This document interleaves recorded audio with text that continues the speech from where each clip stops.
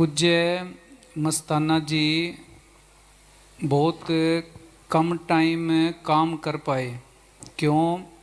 पूज्य मस्ताना जी ने संगत को पकड़ा, चमत्कार बहुत दिखाए। जब फकीर कोई भी चमत्कार दिखाता है, काल उसका हिसाब मांगता है।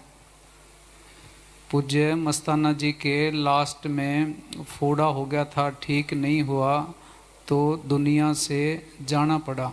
पूज्य वकील साहब जी भी संगत को आती थी, संगत कह देते थे बेटी ये चीज़ तेरी ठीक हो जाएगी, ये चीज़ तेरी ठीक हो जाएगी। काल फिर उसके बदले मांगता है, हिसाब मांगता है।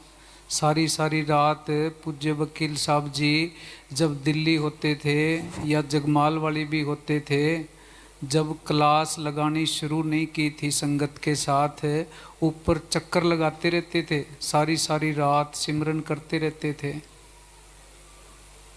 एक दिन डॉक्टर विनोद है दिल्ली, पूज्य वकील साहब जी ने विनोद को कहा कि भी तू जो तेरे पास पेशेंट आते हैं उनको ये मत कहा कर कि तू ठीक हो जाएगा, इससे भक्ति खर्च होती है।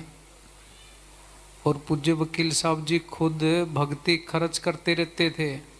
अपोलो हॉस्पिटल से जब दिल्ली डेरे में वापस आए तो पूज्य वकील साहब जी ने मेरे को फरमाया कि भी राजस्थान में एक बीबी है, उसको फ़ोन करके पता करो, उसके कैंसर थी, उसके पास बेचारी के पास एक सोने का कोई हार था, वो मेरे को देगी। कह जी मेरे पास तो यही है, इलाज करवाने के पैसे नहीं है, आप मेरे पे कृपा करो। वो ठीक हो गई थी। यहाँ सिरसा एक सत्संगी है टीटी, डॉक्टरों ने जवाब दे दिया था, ये 4-5 साल पहले की बात है, आज वो देखो बिल्कुल ठीक है। संत संगत के कर्म अपने ऊपर ले लेते हैं, खुद के तन की परवाह नहीं करते। मैंने एक दिन पूज्य वकील साहब जी को बेनती की कि जी संगत से थोड़ा सा आप दूर रहा करो, आप संगत को कह देते हो भी ठीक हो जाओगे, ठीक हो जाओगे, काल हिसाब मांगेगा।